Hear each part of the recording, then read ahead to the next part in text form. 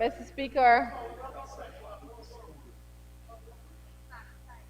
I want to thank His Excellency, the President of the Cooperative Republic of Guyana, for making another move to promote gender equality by promoting the first female minister in the history of this country to the Ministry of Local Government and Regional Development.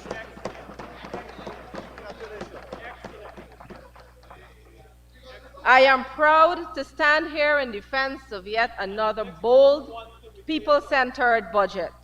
And of course, I cannot stand here without commending my colleague, the Honorable Dr. Ashni Singh, Minister of Finance and now Public Service as well. Congratulations to you too, sir, and your team for once again presenting at such an incredible financial plan, one that supports and maintains our standing as the world's fastest growing economy.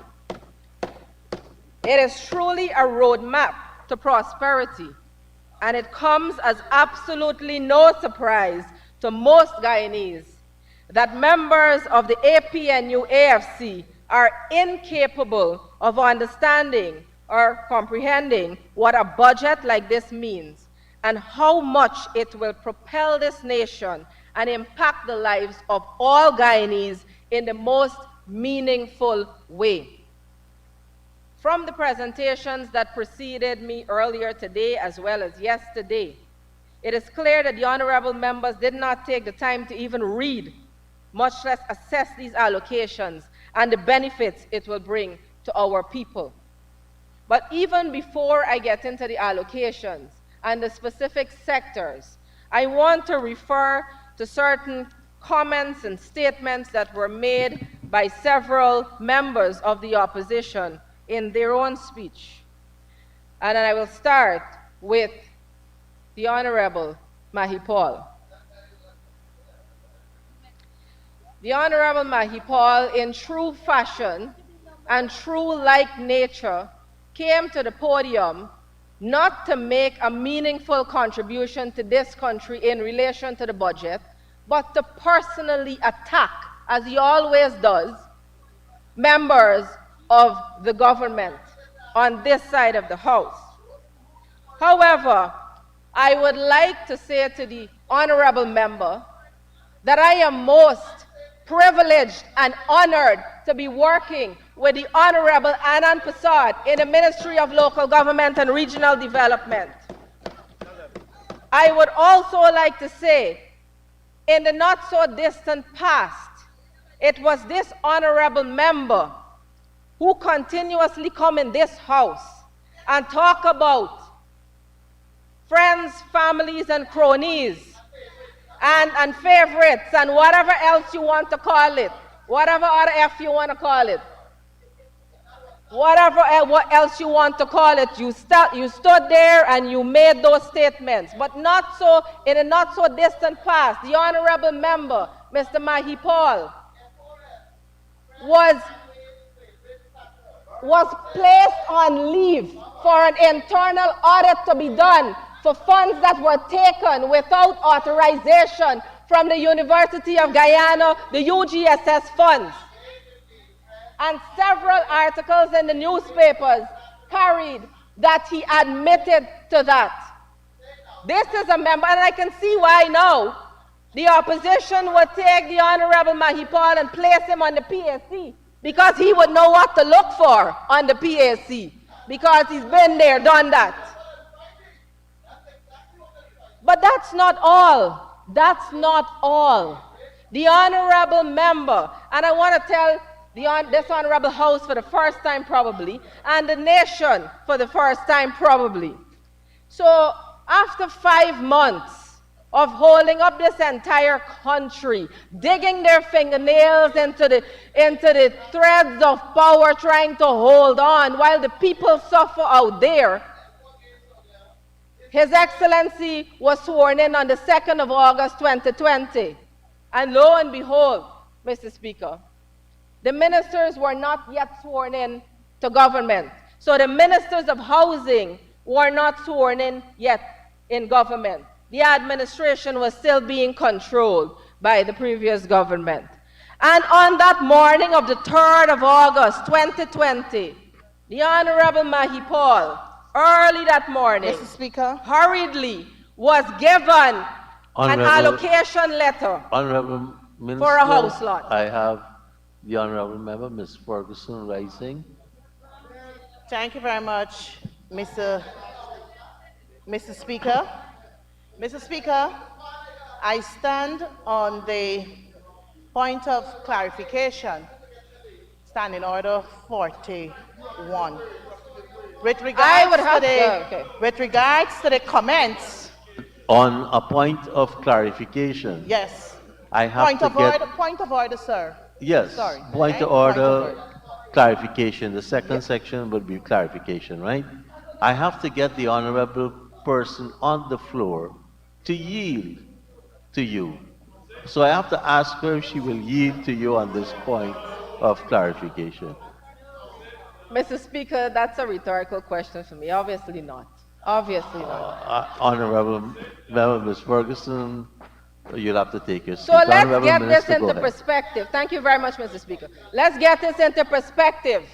So you're holding on to power, but as soon as His Excellency was sworn in, realizing that you were one of the friends, families, and cronies that had to benefit from the previous administration, you ran in there on the 3rd of August and was allocated a letter, while there were 72,000 ordinary Guyanese applications languishing in the housing ministry on that date.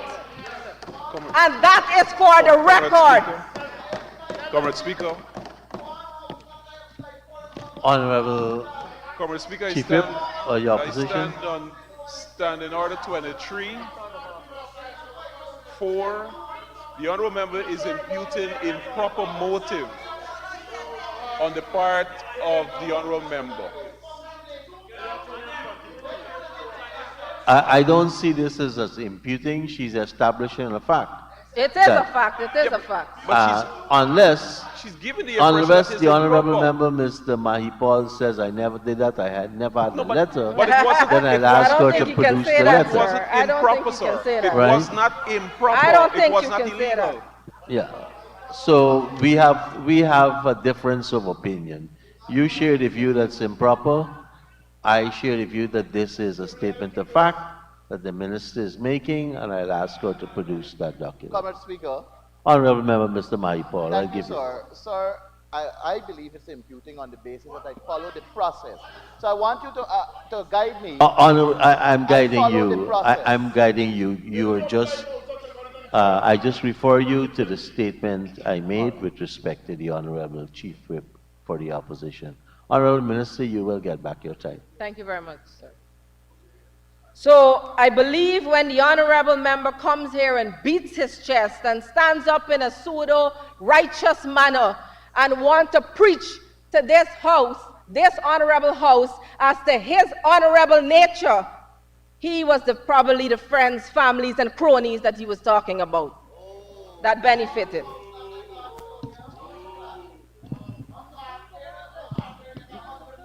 Mr. Speaker, Mr. Mahipal, the honorable member, was not the only one to benefit from a house lot in a very short space of time, while there still had 72,000 applications sitting in the Ministry of Housing because of the lack of a proper structure and strategy for a housing drive in this country.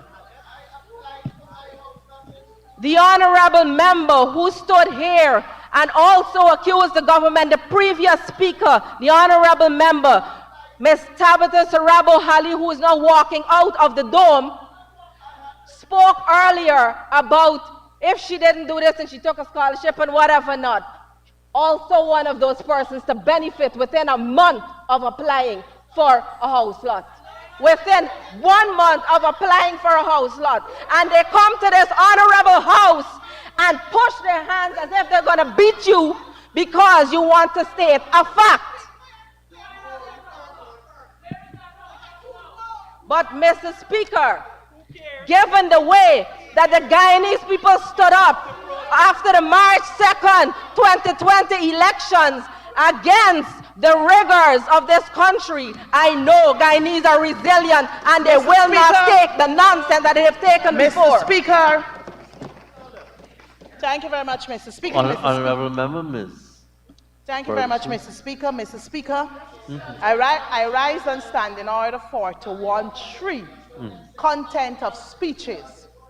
41.3 states, it shall be out of order to attempt to reconsider any specific question. No, sorry, 41, 2, sir. Sorry, 41, 2.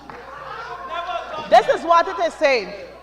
Reference shall not be made to any matter which is sub judice in such a way as might, in the opinion of the chair, prejudice the interests of parties thereto. Mr. Speaker, throughout this debate, I've been hearing honorable members. You are dealing with a particular issue, a matter that is sub judice, and you're raising on a point of order. Yes, sir. I just want to ask which matter that is sub judice that the honorable minister just mentioned. Mr. Chair, Mr. Speaker, it has to do with any matter concerning the rigging of elections. Apparently, we may have been sitting in two different chambers. I have again to rule you. I don't want to use the word, but please, I ask that you give way to the honorable minister. And we've been going good since a discussion with the two chief whips. Thank you. Honorable Minister, please. Honorable member, honorable minister in the Ministry of Housing.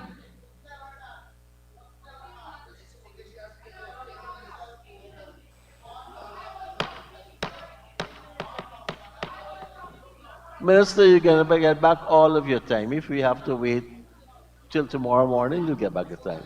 Honorable members, I just want to say that at the lunch break, the two whips and I had a good, frank discussion about the behavior in the House and the unparliamentary words.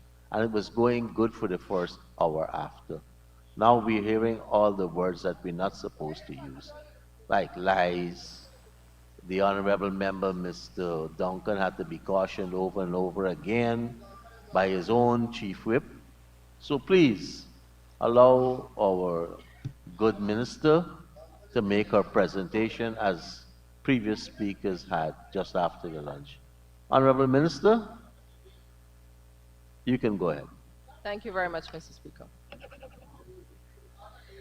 I'll move on now to the honorable member's presentation, where he stated that there is very little or nothing in the budget for human capital development.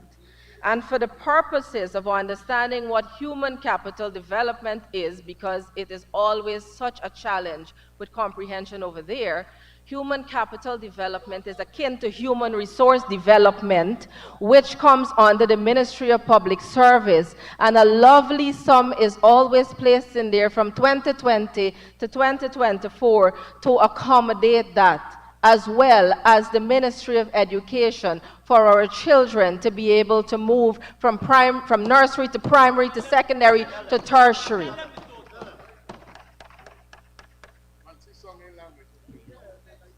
The honorable member, Mr. Kemraj Ramjatan, this morning stated, and I don't know if it was an oversight, or it was a lack of sight, or it was a lack of paying attention, or it was just a mistake.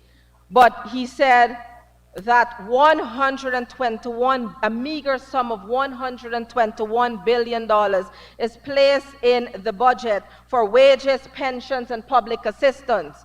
But I don't think, and I said this before, the honorable members are clearly not looking at this budget. They're clearly not taking the time to assess the allocations or understand what they're there for. $121 billion is for the wages bill alone. $49 billion is there for public assistance and pension, which is targeted towards the vulnerable, making this budget a people-centered budget, something you never had from 2015 to 2020, so you cannot understand the concept.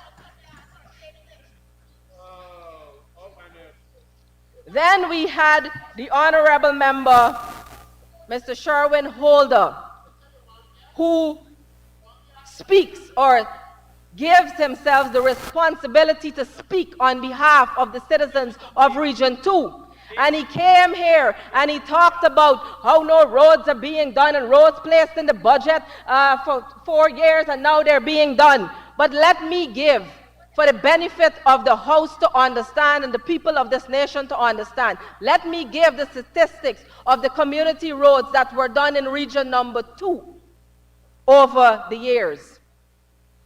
From 2020 to 2023, 225 roads, community roads were done under this government. But with those who have a PhD for how to fail, Minister of Finance and Minister of Public Works, I want you to make a guess as to how much roads were done from 2015 to 2019 in Region number 2. 25 community roads, a mere fraction of what has been done by this government in 3 years in office in Region number 2. So that tells you where your intentions were in relation to this country and who exactly you wanted to exclude in this country. 25 road in 5 years. 225 under this government in 3 years. And comes and stands here as if they are telling the truth to this nation. Honorable Minister, I think that is imputing. Okay. Please. And they come here to this honorable house and spew untruths to the nation.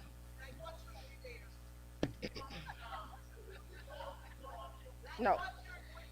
Mr. Speaker, I will turn my attention now to the Ministry of Public Service, and a whole lot of nothing was said just now in the previous presentation, because the honorable member, Ms. Tabitha Sarabo-Hali, sat in that office, and you know, every year I pick up the APNU 2015 manifesto to look through and see, you know, what was done and so on. And as I get to page 2, I have to put it down laughing because it's so much comic relief, but it's good, it's great, it's great, it's great, and it's the only thing we have seen. We haven't seen the plan or anything else. It was the only thing. And it said professionalizing the public service in their term. It also said that we will, in our first year, give 20% salary increases to the law enforcement agencies. Now, the Minister of Finance, being in that office, is aware of the breakdown of the salary increases given from 2015 to 2019. And it was never an across-the-board salary increase. So this is what they did. They talk about caring about public servants, Mr. Speaker. This government has consistently given a salary increase across the board to all public servants. This year, giving benefits to over 54,000 public servants across the board. But in 2015 and the successive years up to 2019, they give salary increases in different percentages. So the persons who are at the managerial level and tasked with leading the agencies were stifled. So that's where you had your feet on the necks of the public servants, because those were the people who had to actually carry out the functions of the public service to make it professional and make it efficient. And you did not do that. In addition to that, what you also did was to tax the very same money that you claim that you give them, this huge salary increase, which we're yet to question because you know your maths. But You also, in addition to that, taxed everything. So you gave with one hand and snatched with the other. And on top of that, there was never a holistic plan for the welfare of public servants. All you come here and talk about is salary increases, salary increases. You have done nothing for the public service. The honorable member said, you know what, she came here and she said last year, she said in her presentation, you know what, I got a scholarship. Under the PPP, I would have never gotten a scholarship. So I took a scholarship because why? I would have never gotten one. I'm proud to say I got a scholarship. But you know what, the Guyanese people who were not put before her, right, as the ordinary Guyanese man, they're not proud of that fact. They are not proud of that fact. What is more is that the honorable member talks about her excelling in the Ministry of Public Service for some delusional reason. But when she went into that office, she immediately, the honorable member, fired 3 public servants. And the then Minister of State, Joe Harmon, said that it was unlawful, but he was not going to take any action against her. She had to reinstate. Here, Minister, you. I will lay over the article, please, sir. There's an article on it. I will lay it over. It was public. It was public.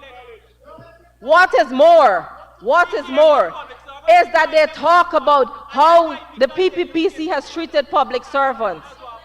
And this was the honorable member who transitioned from a public service job to a minister's job and then applied for salary in lieu of leave after the then Minister of State said, if you don't use it, you lose it. So basically, we were abolishing the salary in lieu of leave. When the Minister of Finance, when we got into office, took the honorable member, Royce Delfort, to come and sue the government of Guyana and got the salary increase, the salary in lieu of leave, when other public servants did not and could not benefit under you.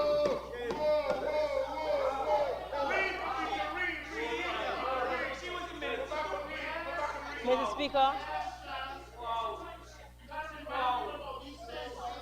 Honorable Member, Ms. Halley. Thank you, Mr. Speaker. Mr. Speaker, I'm standing on Standing Order 41-6. Mr. Speaker, the honourable member is imputing improper motive because I'm not sure.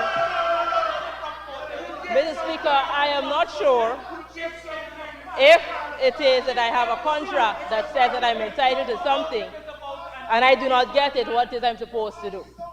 So if it is that I have a contract that says that I'm entitled to something and I ask for it, then the contract says that I'm supposed to get it. If there is something different, but so she is suggesting that I was not entitled to something and I was trying to get it without being entitled to it, which is imputing, sir. I wouldn't go back to how she was imputing the fact that I have a government, I got a house lot, and I have no house lot from the government. But that's a whole different matter, sir. Honorable Member, I thought I was hearing a different issue about priority before other people. But Honorable Minister, the Honorable Member saying she never got a house lot. If you could... That's not true. Yeah. Yeah. So if you... She got a house lot. If you said she has a house lot, unless you can provide the proof, Mr. Speaker, I'll have to ask we you will to provide withdraw. evidence because unlike the other side, when we speak, we have evidence to back it up. I will support it. I will support it. Mr. Speaker, So until you do that, please withdraw that. I will and then- withdraw that until Yes, then. Thank you. Well, again, it's come. Yes, Mr. Speaker, thank you.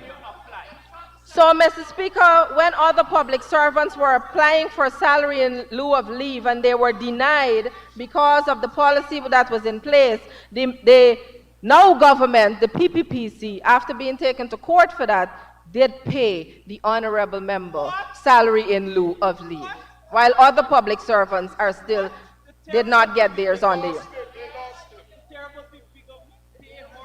But let's turn to scholarships.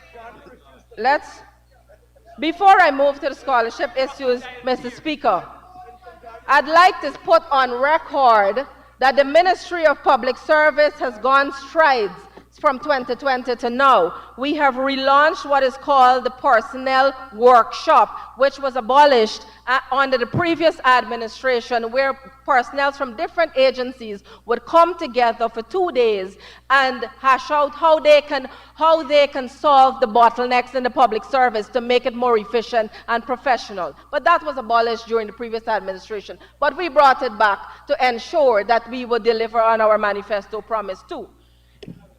Plus, Mr. Speaker,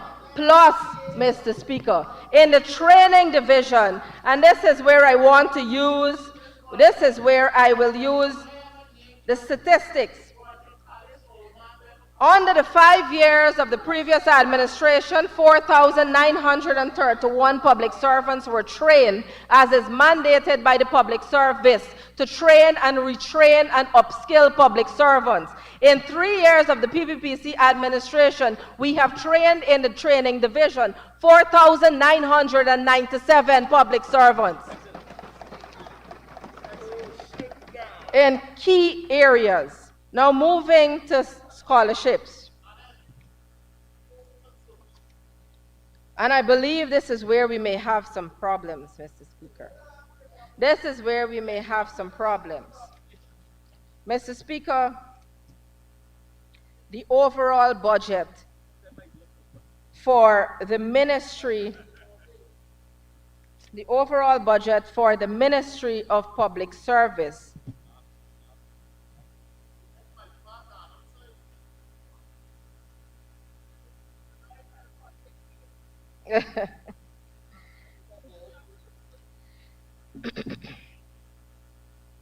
Mr. Speaker, the overall budget for the Ministry of Public Service in 2015 was $715,043,000. In 2016, it was $1,165,852. In 2017, this is the overall budget. Listen, and you will learn. 2017, it was $1,276,899. 2018, it was $1,654,307. 2019, it was $965,154,000. Listen to the point. Just for scholarships, on the line item 6302. 2020, $958,734,000. 2021, $2,596,319,000. 2022, $3,884,967,000.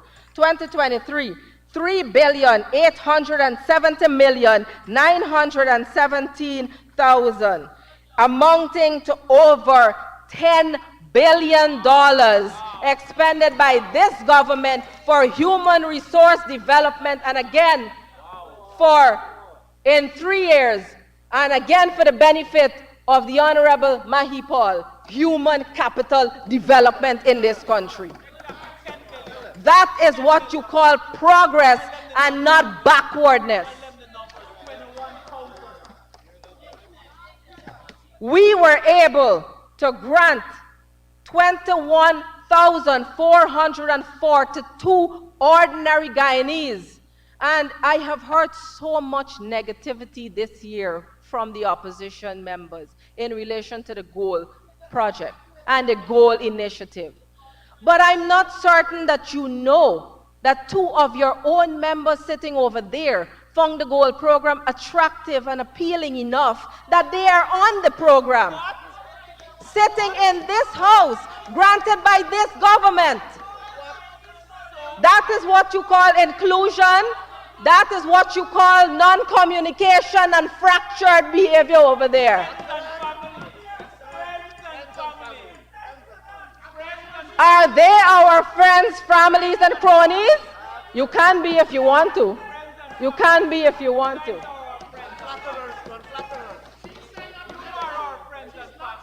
There was so much talk about how the goal initiative is overriding the University of Guyana. We have always placed emphasis on the University of Guyana as our national university.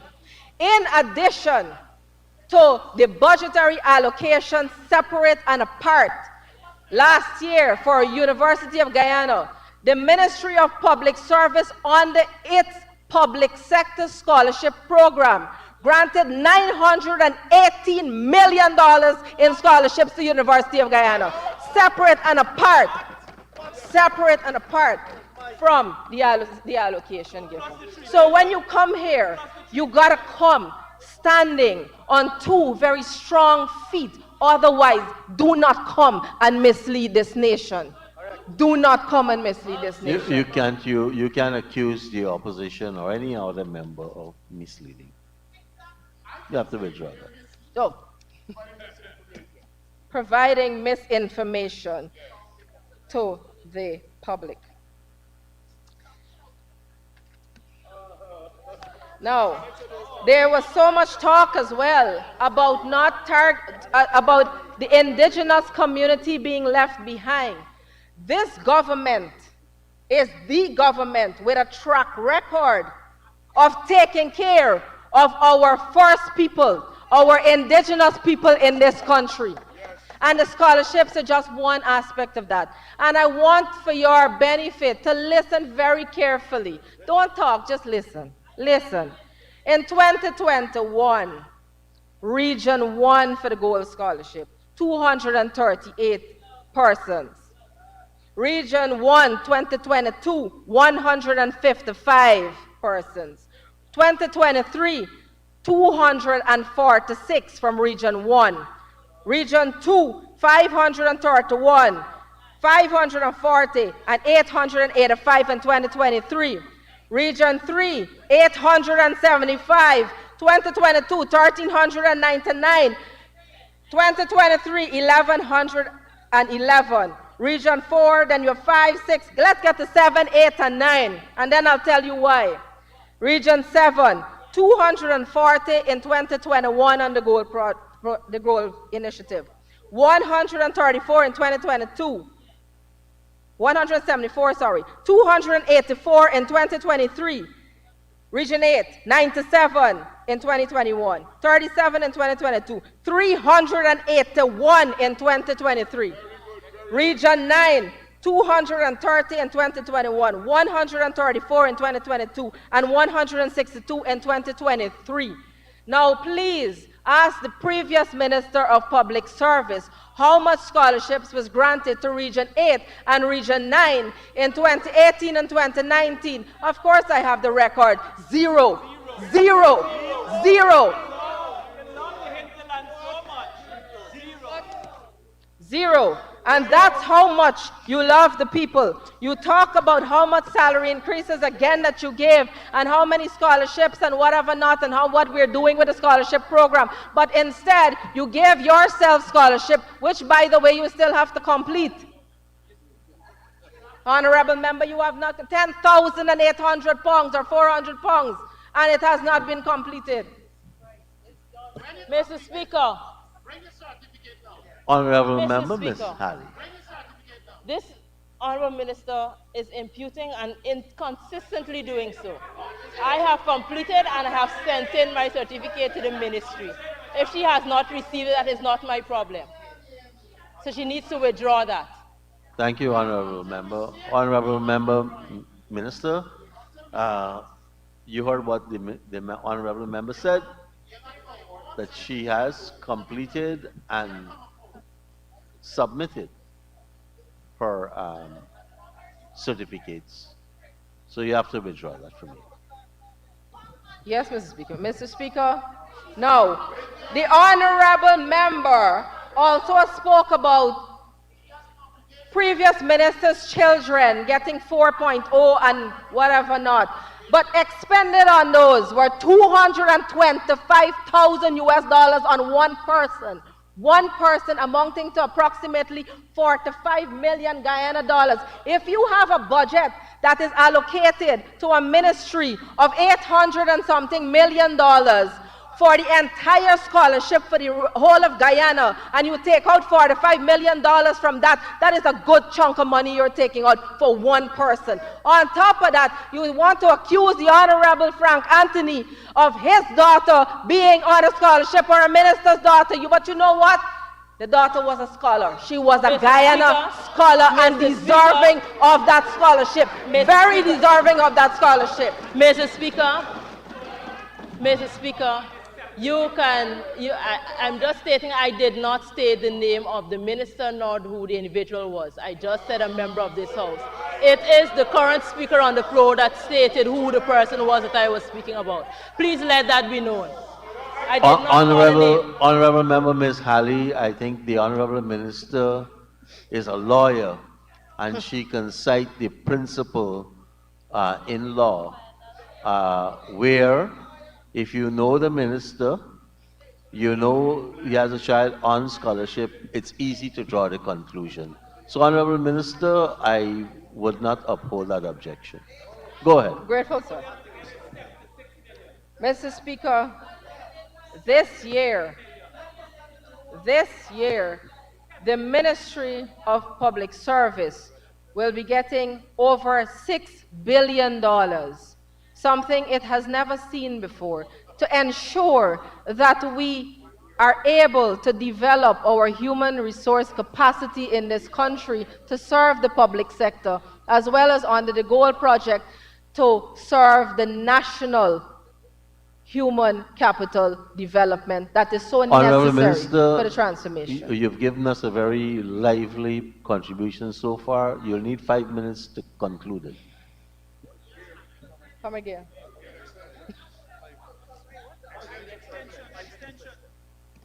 Mr. Speaker, I was kind of surprised because I thought you were giving back my colleague all the time that's been held up by all these interventions and interruptions. I'm rather shocked. I did. I believe added my colleague, 7 minutes onto the contribution. in addition to the 5. I added 7 minutes to the original. 4:52, she should have ended, and now, according to my time, it's 5 o'clock. I would hope that you would have given her more with all the interruptions. But anyway, please allow my colleague to have 5 minutes more to conclude her excellent presentation. Thank you, Honorable Minister. You have 5 minutes from now to conclude. Thank you very much, Mr. Speaker. Mr. Speaker, as I said, the Ministry of Public Service will be allocated over $6 billion to ensure the efficient functioning of the public sector in terms of human capital development as well as if the turning of the wheels of government. And I am very certain that the Honorable Minister of Finance, the Honorable Dr. Ashni Singh, with his high standards of professionalism, will excel in that ministry over the next year. Turning my attention to the Ministry of Local Government and Regional Development. The Ministry of Local Government and Regional Development is crucial in promoting democracy in this country, and a word that I have heard the honorable opposition members repeat over and over in their speeches, although some of those honorable members would have participated fully from the 2nd of March 2020 to the 2nd of August 2020 in holding this, in trying to collapse our democracy and holding our people hostage and suffering an entire nation for 5 months, which I am certain they will never, ever forget. And I do not believe that members who would participate in something like that, and I will steal this line, take this line from my honorable colleague, Minister Indar's speech before, does not deserve even to be in opposition, to be representing any portion of the Guyanese people after you have so callously and so cruelly hold our country up in the air and put our entire country to shame globally. So, Mr. Speaker, in the allocations of over $103 billion spanning not only the Ministry of Local Government, but also the regions from Region 1 to 10, we will ensure that the local democratic organs, such as the NDCs and the municipalities, are properly allocated their subventions to ensure that democracy continues in the communities of this country. And the speaker who will come after me, I know, I will want to say certain things in relation to friends, families, and cronies too. But me being the representative for this government in the Mocha Arcadia community knows that the NDC in 2017 issued that member's husband contracts to develop the community, and that is also where friends, families, and cronies come in for the previous administration. Comrade Speaker. And I will provide the proof if I have to. Is that a fact? Honorable. Comrade Speaker, standing order 41-6. The honorable member is imputing improper motive on the part of the member's husband. I'm stating a fact. Yeah, but it's Honorable Minister. Honorable Minister, I'll apply the same principle that we just saw. Withdraw that and let's move on. Yes, Mr. Speaker. So in addition to that, Mr. Speaker, we are not leaving the hinterland communities out as well with the particular allocations given to the regions. And we plan to do so much in all of the regions to develop drainage, irrigation, and to ensure that the daily lives of our people is made easier and there is relief brought to the communities as we've been doing from 2020 to now. So I will happily come back next year and report to this honorable house just exactly how we were able to use the money allocated in the local government budget for the benefit of all Guyanese. In concluding, Mr. Speaker, in concluding, I wish to reiterate my support for Budget 2024. It is comprehensive, again people-centered and thoughtful. And although we have heard and will continue to hear over the upcoming days the new AFC or the opposition criticize the budget, I wish to caution Guyanese against falling for the untruths being spewed and to examine the contents of the budget. And I am most certain that they will all feel the impact. Not only hear the figure, but feel the impact of the programs and policies that will come from this budget. Thank you very much, Mr. Speaker.